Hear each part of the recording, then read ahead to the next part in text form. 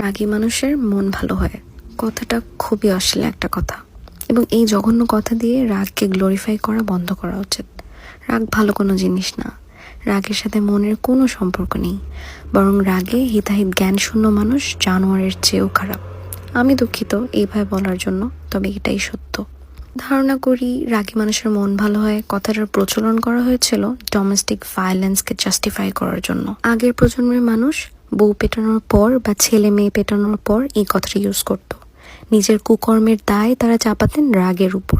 আবার সাধারণত নির্যাতিত হওয়ার পরেও ঘরের বউ বা ছেলে মেয়ে জবাব হতো এমন, আমার বাবার রাগটা একটু বেশি, কিন্তু মনটা কিন্তু অনেক ভালো। রাগের মাথায় বউ পেটানো, বাচ্চা পেটানো, ছাত্রছাত্রী পেটানো, এমনকি রাগের মাথায় 3 তালাক দেওয়া, এই রাগের দোহাই দিয়ে কোন আকামটা না করতে রাখি আমরা।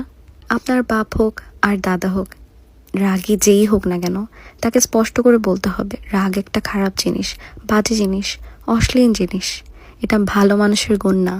নিজের চেষ্টায়, পরিবারের চেষ্টায় বা সাইকিয়াট্রিস্টের সাহায্য নিয়ে রাগ কমিয়ে ফেলা যায়, যদি সুস্থ সুন্দরভাবে বাঁচার ইচ্ছে থাকে।